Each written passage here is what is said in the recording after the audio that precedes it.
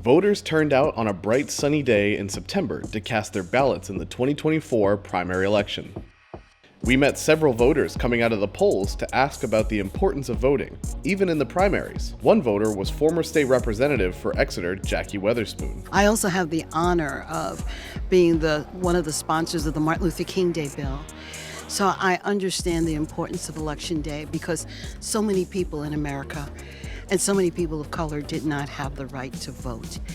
We were some of the last people in the 60s that were able to vote in the United States.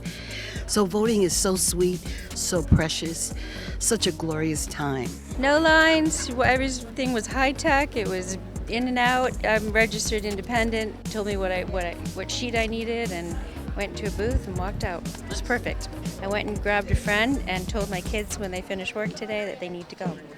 So everyone has a voice. With the town's new voting booths and poll pads at the check-in area, lines move smoothly and efficiently thanks to the town's army of volunteers. We are just so lucky in Exeter to have the best election volunteers. Our community members come out to support every time we need people to help with ballot processing, assisting with folks coming in to register to vote, and even assisting with stickers and the democratic process, which is really exciting. So we're just incredibly grateful and thankful for all of the participation of our volunteers.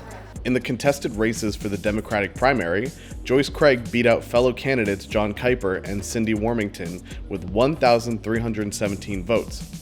Incumbent U.S. Representative Chris Pappas beat competitor Kevin Rondo with 2,212 votes to 63. The four incumbent Democratic state representatives for Rockingham District 11 secured their spots against newcomer Katrina Heinrich and will move on to the general election in November. On the Republican side, in the absence of Governor Chris Sununu, who is not seeking re-election, Exeter picked Kelly Ayotte with 749 votes, followed by Chuck Morse with 339. For the representative to Congress, 7 candidates vied for votes, with Russell Prescott winning 515 votes. Full results are now available on the town website.